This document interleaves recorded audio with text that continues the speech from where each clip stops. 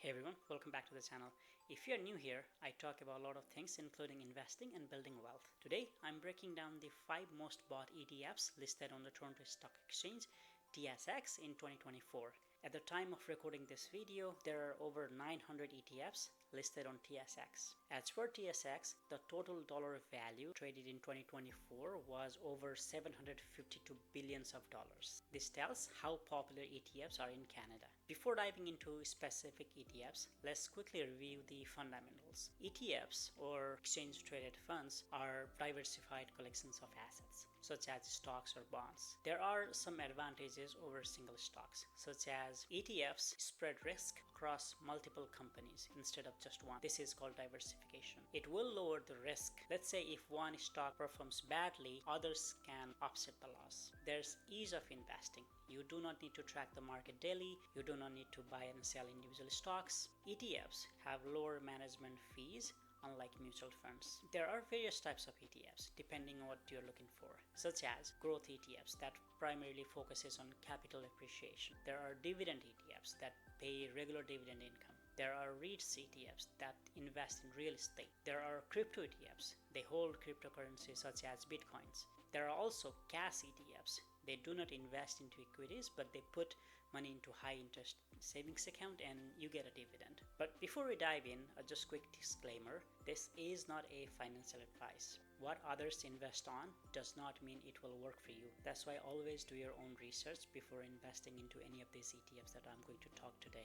Stay tuned until the end of the video to find out some bonus ETFs that you can add to your list. The first one is XIU, the iShares S&P TSX 60 Index ETF. It is managed by iShares. iShares is a global leader with over 1400 ETFs under their portfolio. iShares is part of BlackRock Asset Management Company, which is again one of the world's largest investment companies by asset under management. XIU is a core holding for Canadian market exposures that invest in 61 largest Canadian companies. This fund was started back in 1999, and as of recording this video, it has a net asset of over $15 billion.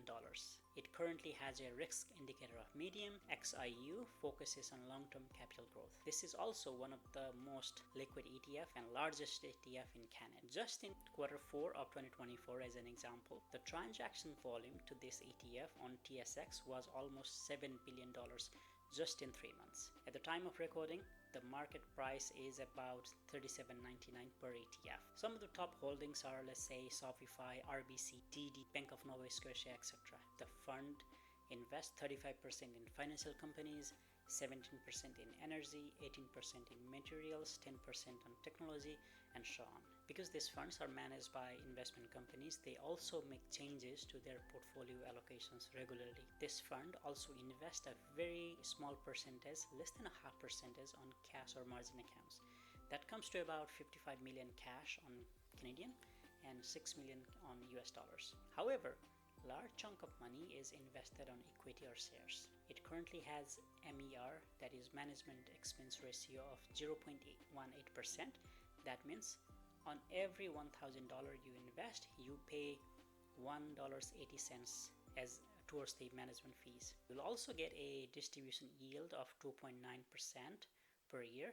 This means the company will pay out you a dividend just holding the ETF. On their last payout, they paid 28 cents per share. XIU pays quarterly dividend. The dividend scale is not great compared to other dividend paying ETF, but this ETF is primarily a growth ETF, so dividend scale won't be high. The dividend yield also keeps changing. If we talk about performance since inception in 1999 to December 2024, the total annual average rate of return is 7.93%, which is in the range of 7 to 8%. Some years the returns were 5%, some years it went down to -6%, and some years it went up to 28%. And this is how the performance works. There is no guarantee you will always get a higher return. You must have an risk tolerance to digest negative returns. Next is JDB, BMO Equal Weight Banks Index ETF, managed by BMO Global Asset Management. JDB is a core holding for Canadian bank that invests in top 6 bank stocks in Canada. This fund was started back in 2009, and as of recording this video, it has a net asset of over $5 billion. It currently has a risk indicator of medium to high, probably due to the economy right now. ZEB focuses on long-term capital growth as well, and at the time of recording, the closing market price is $40.37 per ETF. And just an example, just in quarter 4 of 2024, the transaction volume to this ETF on TSX was almost $4.5 billion. Some of the top holdings are RBC, TD, BMO, Bank of Nova Scotia, etc. The fund invests 20% on BMO, 17 on CIBC, 16 on TD, and so on, making 100% on financial sectors and 100% Canadian and 100% in equities. If you're looking for a purely Canadian ETF, this might be an option for you. It currently has MER of 0.28%. That means on every 1,000 you invest, you pay $2.80 per year. You will also get a distribution yield of 4.16% per year, which comes to about 14 cents per share. The good thing is ZEB pays monthly dividend. And here's a little tip. Most ETF allows DRIP, Dividend Reinvestment Program, to reinvest dividend payouts to buy additional shares without paying a commission. Using this technique not only helps you accumulate more shares, but also dollar cost average monthly or quarterly. Performance wise, since inception from 2009 to end of 2024, the total average annual return is 11.10%. Some years the returns were almost 40% up, some years it went down to minus 10%.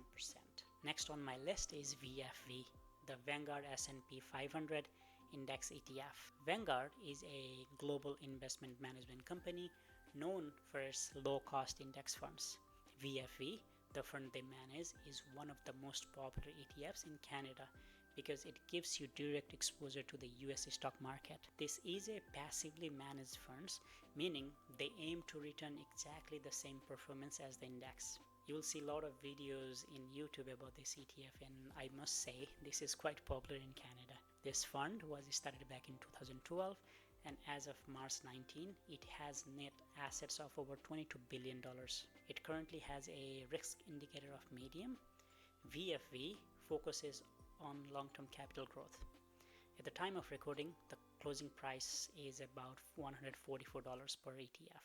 Just in quarter 4 of 2024, the transaction volume to this ETF on TSX was almost $2.8 billion. Some of the holdings are Apple at 7%, Nvidia at 6%, Microsoft at 6%, and so on. The difference with this fund is that because it invests in S&P 500 companies, it doesn't only invest in technology or finance. It currently has a MER of 0.09%. That means on every $1,000 you invest, you pay 90 cents per year as a management fee. This is quite low compared to the other ETFs of similar nature. You will also get a distribution yield of 0.97% per year. That means about 40 cents per share. VFV pays quarterly dividend. Performance-wise, since inception from 2012 to end of 2024, the total annual return is in average 1764, with high return of close to 39% in 2013 to lowest of close to 14% in 2022. The alternative to VFV is ZSP, BMO S&P 500 ETF, managed by BMO Global Asset Management. It is a very similar option with the same 0.09% MER and also tracks the S&P 500, which is next in my list. Since these both funds are quite similar, I will not explain in detail. This fund was started back in 2012, and as of March 19, it has a net assets of over $17 billion. It currently has a risk indicator of medium. ZSP also focuses on long-term capital growth. At the time of recording, the closing market price is about $88. Just in quarter 4 of 2024, the transaction volume to this ETF on TSX was almost $2.3 billion.